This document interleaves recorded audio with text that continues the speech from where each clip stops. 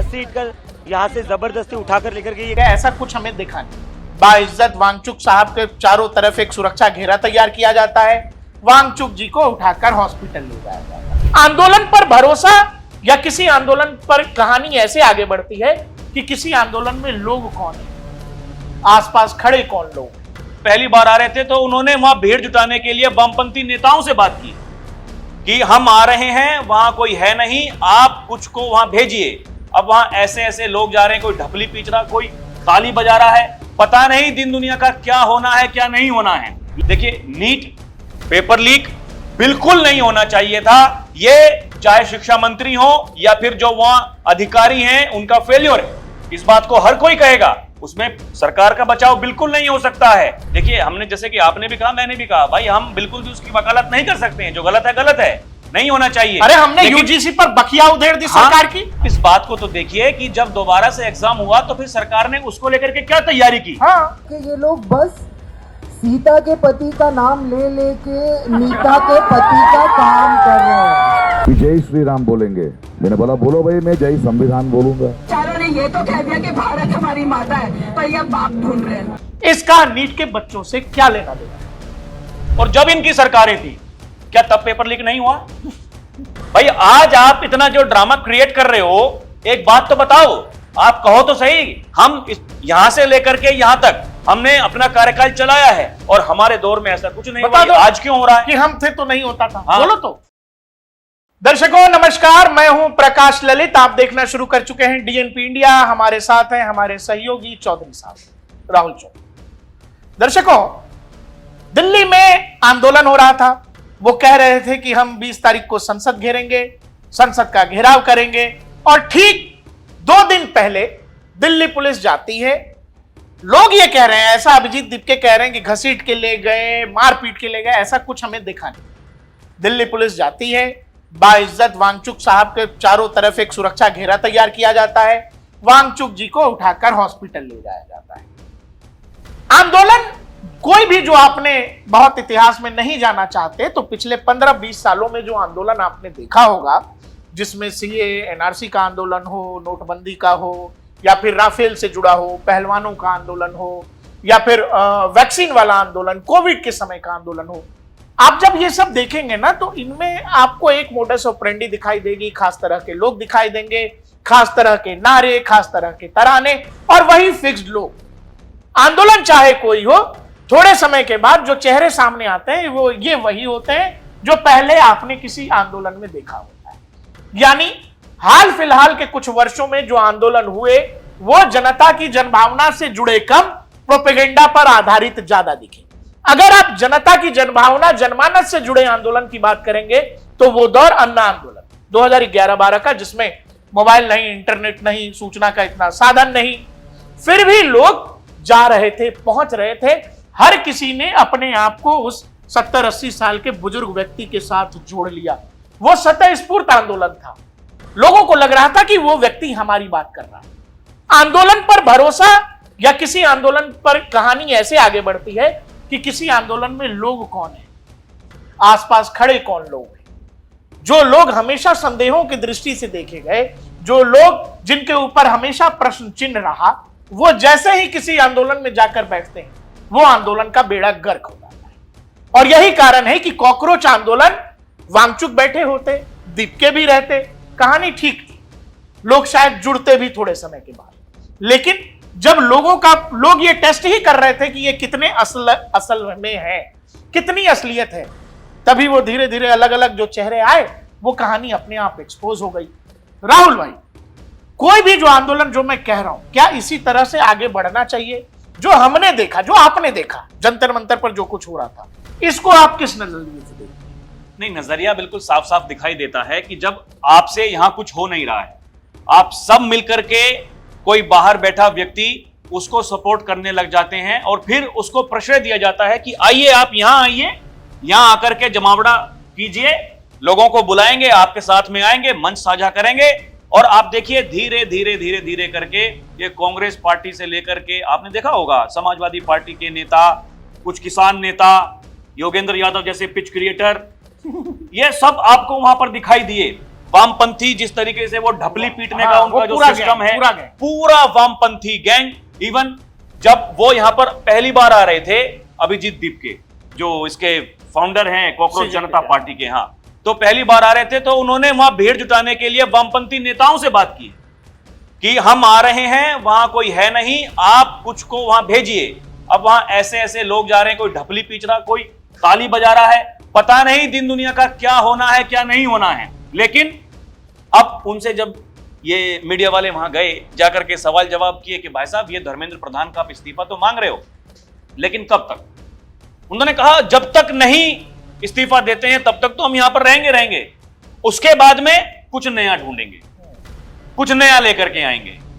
और ये आपने ये भी देखा होगा, चाहे वो समाजवादी पार्टी के द्वारा या फिर और जो विपक्षी दल हैं, कांग्रेस समेत जितने भी लोग हैं, उनके आपने सोशल मीडिया प्लेटफॉर्म से सीजेपी बनाम बीजेपी ये वर्सेस वाला जो सिस्टम देखा होगा। ये क्या करने की तैयारी थी? ये एक नए देश में अराजकता का माहौल पैदा करके उस दिशा को घुमाने की, क्योंकि जो नेपाल में बांग्लादेश में हुआ वो इन नेताओं के कहने के बाद में यहां पर नहीं हो पा रहा था, कभी नहीं हुआ ही नहीं। राहुल गांधी अपने सोशल मीडिया अकाउंट एक्स पर जाकर के लिखते हैं कि जेनजी ही देश के संविधान को बचाएंगे। अखिलेश यादव इस बात को कहते हैं भरी पीसी में। उनके नेता इस बात को कहते हैं कि जो आज नेपाल में है, जो आज बांग्लादेश में है, वो कल को भारत में होगा। खुलेआम कहा जा रहा है, लोगों को भड़काने की भरपूर साजिशें हो रही हैं, कोशिशें हो रही हैं, लेकिन आप उनमें कामयाब नहीं हो पा रहे हो। तो फिर इनको ये लगा, देखिए नीट पेपर लीक बिल्कुल नहीं होना चाहिए था, ये चाहे शिक्षा मंत्री हो या फिर जो वहां अधिकारी हैं उनका फेल्योर है, इस बात को हर कोई कहेगा, उसमें सरकार का बचाव बिल्कुल नहीं हो सकता है। लेकिन उसकी यार्ड में आप देश को अराजकता के माहौल में नहीं धसा सकते हैं। अगर आप ऐसा कर रहे हैं तो आप देश के खिलाफ आप विरोध कर रहे हैं, ये देश का विरोध है, ये बीजेपी का विरोध नहीं है। आप एक बात बताइए, 1 महीना लगभग हो गया इनको तिलचट्टों को यहां पर आए हुए, ये लखनऊ गए, पता नहीं महाराष्ट्र में कहां, ये पंजाब में, धीरे धीरे करके इन्होंने सोचा कि अलग अलग जगहों पर जाएंगे, हाँ, सब जगह जाकर के देख लिया, कहीं बात नहीं बनी, घूम फिर के इनको यहीं जंतर मंतर पे आना पड़ा। और फिर आपने वो नेताओं की जो श्रृंखला है वहां जाने की, आप वो भी उनके तार भी जोड़ करके देखें कि कौन कौन वहां पर गया है, क्या कुछ कहा गया है, वो कौन लोग हैं जो कह रहे हैं कि सोनम वांगचुक को वो शिक्षा मंत्री बना दो। अभी कल हम आप जिक्र कर ही रहे थे, अरे भाई आपकी भी सरकारें चल रही हैं तो आप बना दो, मुख्यमंत्री बना दो, हाँ, मुख्यमंत्री बना दो, पार्टी का संयोजक बना दो, कुछ भी बना दो, उदाहरण तो दो, कोई एक भाई करके दिखाओ, आप घोषणा कर दो, करो घोषणा, अब की बार हमारी यहां सरकार बनेगी, सोनम वांगचुक मुख्यमंत्री होंगे, बताइए।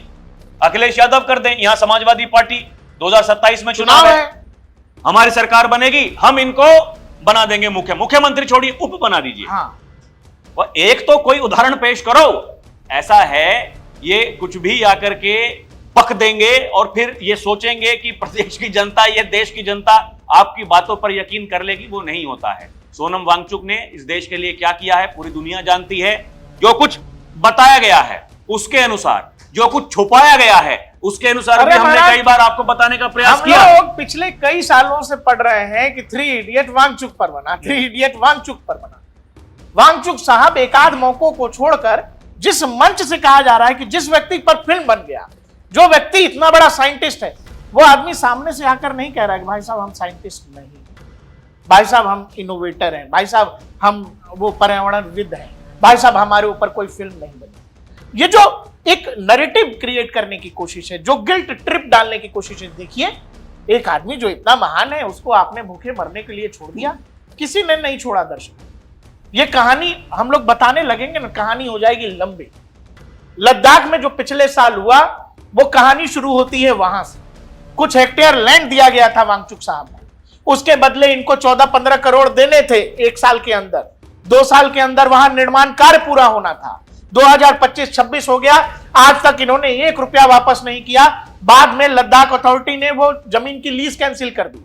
37 करोड़ रुपया अब इनके ऊपर बकाया है और ये पूरी कहानी अलग है। दूसरा, अचानक स्विट्जरलैंड जाते हैं, स्विट्जरलैंड से आते हैं तो ज्ञान प्राप्त होता है कि चलो भूख हड़ताल पे बैठ जाते हैं। दर्शकों, मैं आपसे एक चीज बोल रहा हूं, अब वो कह रहे हैं कि नीट के बच्चों के लिए आंदोलन है। राहुल भाई, कुणाल कामरा वहां आकर ये कहता है कि सीता के पति का नाम लेकर नीता के पति का काम कर रही है ये सरकार। ये लाइन जो कही गई, इसका नीट के बच्चों से क्या लेना देना है? नाम रहेगा केवल अल्लाह का, हम देखेंगे, इसका नीट के बच्चों से क्या लेना देना है? जब प्रकाश राज आकर के कहता है कि मुझसे कहा गया जय श्री राम, मैंने कहा मैं नहीं बोलूंगा, मैं बोलूंगा जय संविधान, इसका नीट के बच्चों से क्या लेना देना है? नीट का रिजल्ट आ गया, वो बच्चे आगे भविष्य की तैयारी में लग गए। जो भीड़ वहां पर, अरुंधति रॉय, जो आसिम मलिक का हाथ पकड़ के एक दौर में दिखी, वो आतंकवादी JKLF का, उस आतंकवादी के साथ कश्मीर को यह बताने वाली कि कश्मीर भारत का हिस्सा नहीं है, इस तरह के लोग जब वहां जाकर खड़े हैं, हम कैसे मान लें? दोस्त देखो, बहुत सिंपल, जो राहुल जी ने कहा, नीट के बच्चों के साथ जो हुआ, जो पेपर लीक हुआ, जो पेपर लीक की घटनाएं पिछले कुछ सालों में हो रही हैं, उसके लिए ये सरकार, इससे सरकार का शिक्षा मंत्री, धर्मेंद्र प्रधान, मंत्रालय, ये सब जिम्मेवार हैं। हम भी चाहते हैं कि ये न्याय होनी चाहिए, लेकिन दोस्त इसका फर्क यह है कि जो लोग 24/7 ये सपना देख रहे हैं कि इस देश में कभी तो वो गजवाए हिंद हो जाएगा, वो लोग जो कहते हैं कि कुदरती बिरयानी आती थी, शाहीन बाग मॉडल, हम उनके साथ खड़े नहीं हो सकते मेरे भाई। आपको सिंपल कहानी बता देता हूं कि दो पड़ोसी अगर आपस में लड़े, मैं मेरे पड़ोसी से लड़ रहा हूं और एक आदमी जो बाद में आए मेरे साथ, मुझसे कहे कि भाई साहब हम भी आपके साथ आपके पड़ोसी से लड़ेंगे, लेकिन ये वो आदमी है जो मेरी मां को गाली दे रहा था 2 दिन पहले, तो हम कैसे उसकी मदद ले लें ये बताओ, और कैसे उसके साथ खड़े हो जाए? नहीं, बात यहाँ ये भी तो है प्रकाश भाई, ये तो लोगों को समझना पड़ेगा। देखिए, हमने जैसे कि आपने भी कहा, मैंने भी कहा, भाई हम बिल्कुल भी उसकी वकालत नहीं कर सकते हैं, जो गलत है, नहीं होना चाहिए। अरे हमने यूजीसी पर बखिया उधेड़ दी सरकार की, लेकिन उससे पहले आप इस बात को तो देखिए कि जब दोबारा से एग्जाम हुआ तो फिर सरकार ने उसको लेकर के क्या तैयारी की। हाँ। और ये आप लोग जो हर चीज पर सवाल उठाते हैं, जब ये कहा गया कि रक्षा मंत्रालय वहां काम करेगा, पेपर को अगर कहीं लेकर के जाना होगा वो रक्षा मंत्रालय का काम है, तो फाइटर जेट्स हैं उनमें जाएगा भाई साहब। तो ये लोग वो, अरे देखिए छोटे से काम के लिए वहां ये रक्षा मंत्रालय का काम, इनके बस के काम करना नहीं है, तो इनका मुंह नहीं पकड़ा जा सकता है। और जब इनकी सरकारें थी, क्या तब पेपर लीक नहीं हुआ?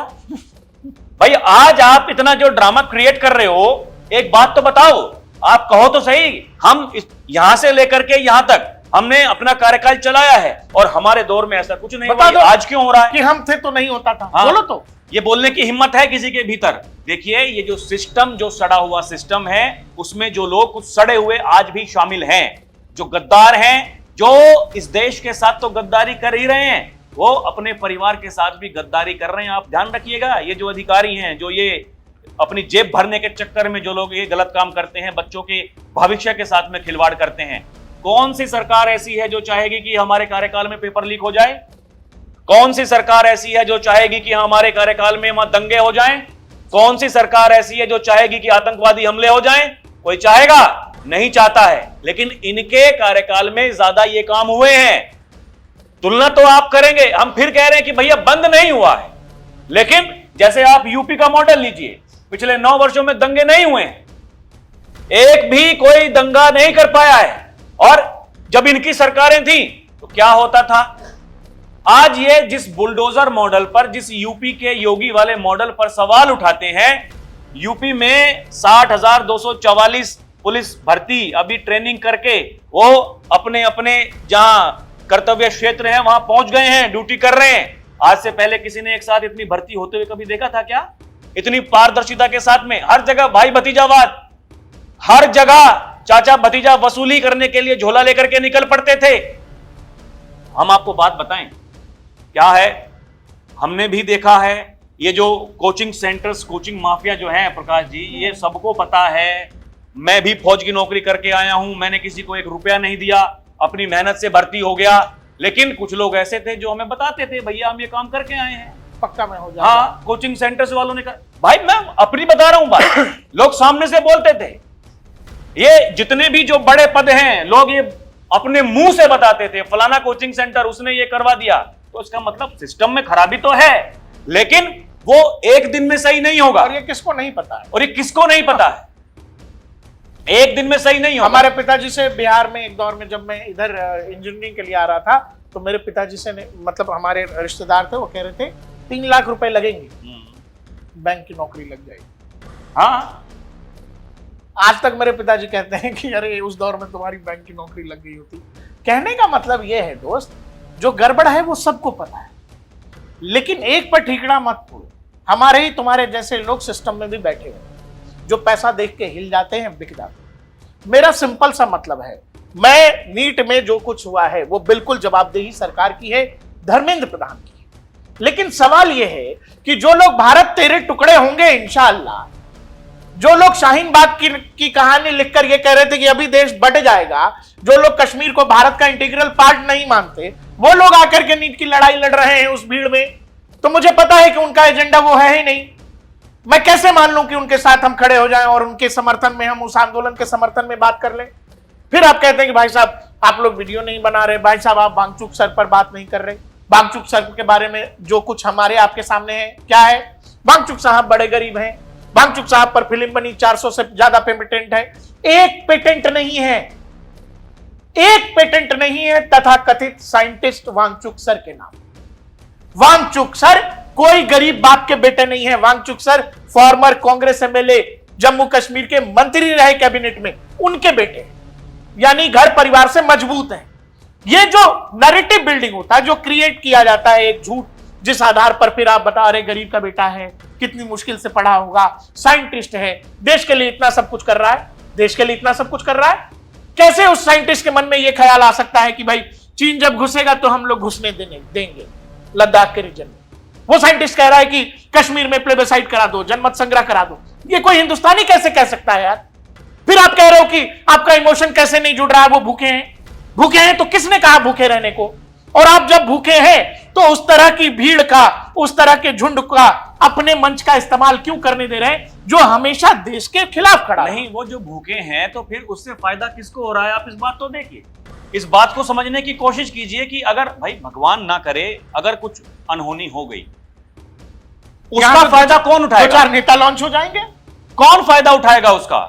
इसीलिए देखिए, ये क्या, ये सरकार को ये बात नहीं पता होगी कौन क्या तैयारी कर रहा है? ये जो हाईकोर्ट के आदेश पर सोनम वांगचुक साहब को पुलिस उठा करके लेकर के गई है, अस्पताल में भर्ती कराया है, वो कोई एक दिन की दिमाग में रात को सोचा अमित शाह ने करा दिया तो नहीं है। और राहुल भाई जो कमिश्नर है वो खुद आईबी के प्रमुख रहे लंबे समय तक, इंफॉर्मेशन ब्यूरो, उनके पास सूचनाओं का भरमार होगा, भरमार है। और क्या आपको लगता है कि देखिए, ये 1-2 बार कोई इंटेलिजेंस में कोई कमी हो सकती है, लेकिन हर बार ऐसा होगा ये हो नहीं सकता। ये पता चल जाता है कौन कहां से प्लांटेड हुआ है, ये पता चल जाता है कौन किसका गुर्गा है, ये पता चल जाता है कौन किसका आता है, कौन क्या कहानी लिख रहा है। कहां थे राहुल गांधी पिछले 20 दिनों में? कोई पूछे तो कहां थे? किसी के भीतर हिम्मत है कोई लीडर पूछने ऑफ के लिए? ऑपोजिशन। अरे मोदी कहीं जाते हैं तो ये टेंटेटिव टूर प्रोग्राम वो बताते हैं ना, पहले इतने दिन से इतने दिन वहां जाकर के ये काम करेंगे। राहुल गांधी नेता विपक्ष हैं, विपक्ष का क्या देश के प्रति कोई रुख नहीं है? और संसद का काम शुरू होने वाला है, 4 दिन पहले प्रकट हो गए। हाँ, कौन सुनने के लिए जाते हैं कि भाई कौन फूंक मारता है कान में? ये क्या लगता है कि ये सिस्टम ऐसे ही जो जहां जो कुछ कर रहा है उसको करने दें, संसद घेरने दें। क्या तो हम लोग संसद घेर लेंगे? मजाक चल रहा है, बनाना रिपब्लिक है। जिस जगह पर उमर खालिद का बाप जाके खड़ा हो गया, जो खुद सिमी का फॉर्मर मेंबर है, फाउंडर मेंबर है, सिमी जो है प्रतिबंधित संस्था है, आतंकी गुट है, उसका फाउंडर मेंबर रहा, वो जाकर के बता रहा है कि यहां पर नेपाल जैसा कुछ हो जाना चाहिए, बांग्लादेश जैसा कुछ हो जाना चाहिए। नेपाल में बलेन शाह की सरकार के खिलाफ फिर से विद्रोह शुरू हो गया। वही जेनजी जो बलेन शाह के साथ था, वही जेनजी बलेन शाह के खिलाफ खड़ा हो गया। क्रांति है ये। लोग जो आपको डफली पीट पीट के हम देखेंगे और नारा ऐसा लगता जिताओ, बात पता नहीं, बड़ा मजा आता है ऐसे ऐसे, कुछ नहीं होता इससे। ये एक वामपंथी भ्रम है जो शायद आगे के वर्षों में जो भी बच्चे वहां कर रहे हैं, मैं तो जितनी बार विजुअल देखता हूं अपने पुराने दिनों को याद करता हूं, ये गलतफहमी टूट जाती। दुनिया का सबसे बड़ा फ्रॉड है वामपंथ। पीयूष मिश्रा हैं, बड़े एक्टर हैं, उन्होंने तो कितनी बार कहा कि मुझे वामपंथियों ने पागल बनाया। कुछ नहीं होता मेरे दोस्त ऐसा। आप अपने देश, अपनी मातृभूमि के खिलाफ जाकर के कुछ भी बकवास कैसे कर सकते हो? और एक बात और भी है ना कि उस मानसिकता का कोई इलाज है नहीं। एक तो वो जंगलों में जो रहते थे नक्सली, वो तो खत्म हो गए। ये अर्बन नक्सली ये बचे हैं, तो धीरे धीरे करके खात्मा हो जाएगा। तो कोई बड़ी बात इसमें है नहीं। वो सामने वाले बहुत बड़ी तैयारी में है, और ये छठपटाहट लाने वाले हैं अभी संसद में। छठपटाहट वही है, उसी को लेकर के है। मुद्दे को भटकाना चाहते हैं। जवाब वहां पर क्योंकि नहीं है, इनको पता है, वो पास करा के लेकर के जाएंगे, डंके की चोट पर कराएंगे। इनको क्या लगता है ये बड़े खिलाड़ी हैं कि सरकार तुम्हारी सिस्टम हमारा, पता लगेगा तुम्हें किसका सिस्टम अभी है। रुक जाओ। एक एक रुपया जो विदेशी फंडिंग आता है और आप नाचना शुरू कर देते हैं, आप बड़े बड़े आर्टिकल लिखना शुरू कर देते हैं, आपके नाम से दुनिया के अखबारों में खबर छप रही है, रेवोल्यूशनरी, एकदम क्रांतिकारी। ये सब कहानी जो हो रहा है ये सब एक चीज से जुड़ी हुई है। वो जैसे ही दरवाजा बंद हो गया ये कहानी आपको खत्म होते दिखेगी। नक्सलियों की खत्म हो गई, नोटबंदी हुई, नक्सलियों की कहानी आधी वहीं खत्म हो गई। तो बहुत सारे लोगों की नोटबंदी अब होने जा रही है, जो FCRA कानून आने जा रहा है। कांग्रेस कह रही है कि हम इसके विरोध में। हाँ, करो विरोध, करो। वो तो चाहते हैं कि आप विरोध करो। महिला बिल का विरोध किया ना, बंगाल देख लिया, देश की जनता ने देख लिया। बीजेपी वाले तो चाहते ही थे कि आप विरोध करो, उनको पास कराना होता वो अब पास कराएंगे, वो पहले करा लेते। हाँ, पहले कर लेते भाई। 2019 में पूर्ण बहुमत की सरकार, उन्होंने तो कहा, प्रधानमंत्री ने कहा ये बात और गृह मंत्री ने कही ये बात कि आपको क्रेडिट लेना है लीजिए, हम तो पोस्टर छपवा देंगे सरकारी खर्चे से, पर लेकिन इस काम को होने दीजिए। और आप आज नहीं होने दे रहे हैं, किस मुंह से वहां महिलाओं के सामने, इस देश की जनता के सामने जाकर के कहेंगे? तो इनके पास कोई बोल नहीं था उस समय, कुछ बोल नहीं पाए कि जी मौखिक है, हमें क्या पता 50% होगा, कितना होगा। उन्होंने कहा 1 घंटे का समय दो, लिखित में देता हूं, 1 घंटे का समय, ड्राफ्ट आपके हाथों में होगा, 1 घंटे में दीजिए समय, लेकिन ये बिल पास होने दीजिए। नहीं माने तो देख लिया, फिर देखेंगे। सूचना क्रांति का युग है, हर हाथ में इंटरनेट, मोबाइल है, हर आदमी अपने आधार पर सच और झूठ का आकलन करता है। आज के दौर में आप यूं ही नहीं बरगला सकते। और भारत बहुत बड़ा देश है। ये जो हमारे आस पड़ोस में करने की कोशिश की गई, वो कोशिश इसीलिए हुई है कि उनको लगता है कि वो भारत में भी कर सकते हैं, और तरह तरह से वो प्रयास हर थोड़े समय पर आपको अलग अलग तरीके से दिखता है, लेकिन कुछ दिनों में एक्सपोज हो जाते हैं। कारण ये है कि जो लोग केंद्र में बैठे हैं उन नेताओं के पीछे जनमानस है, जनभावना है। सामने जो लोग कहते हैं कि नहीं देश में सब बर्बाद है, सब खराब है, एक तरफ आप बताओ वो कह रहे हैं कि देश में कुछ भी नहीं है, देश में सब बर्बाद हो गया। उसी दिन नरेंद्र मोदी जींद में हाइड्रोजन ट्रेन चला देते हैं, दुनिया की सबसे बड़ी हाइड्रोजन ट्रेन। तो देश ये देख रहा है, देश ये आंकता है कि जो बोला जा रहा है, जो बताया जा रहा है, जो हो रहा है, उसके बीच कितनी बड़ी खाई। और यही कारण है कि आप जब झूठ के साथ आएंगे, प्रोपेगेंडा नैरेटिव के साथ आएंगे, तो यही हाल होगा। आप होंगे यही हाल होगा जहां आप क्या करेंगे, एग्जिट रूट प्लान करने लगेंगे कि यार सरकार तो पूछ ही नहीं रही है, सरकार तो बोल ही नहीं रही है, तो क्या चलो संसद घेराव करेंगे, इसी बहाने दिल्ली पुलिस से जो टकराव होगी तो कह देंगे देखो हमको मारा पीटा, और फिर धीरे से जूस पी लेंगे, बोलेंगे देखिए अंत हो गया भूख हड़ताल का। दिल्ली पुलिस बड़ी अत्याचारी है, लोकतंत्र के लिए हानिकारक है। दिल्ली पुलिस बहुत हटाओ, मोदी को हटाओ, योगी को हटाओ, संविधान बचाओ, लेकिन दिल्ली पुलिस बहुत दिलदार है। 2 दिन पहले बाकायदा ले गई है। मुझे लगता है वांगचुक साहब जूसूस कुछ ले रहे होंगे। अब धीरे धीरे डॉक्टर खुराक धीरे धीरे बढ़ाएगा, बोलेगा दोपहर के भोजन में लंच ले सकते हैं कि नहीं ले सकते। अभी तो हल्का फुल्का ही दिया जाएगा, शायद कल परसों से बिरयानी जो भी खाना चाहे खा सकते हैं। दीपके साहब कह रहे हैं कि अब हम अनशन करेंगे, और यही देश देखना चाहता है। ये आदमी इतना चाट पकौड़ा खाया वहां, वांगचुक को भूखा रख के सामने ये चाट पकौड़ा, पापड़ी, कोल्ड ड्रिंक खा रहा था।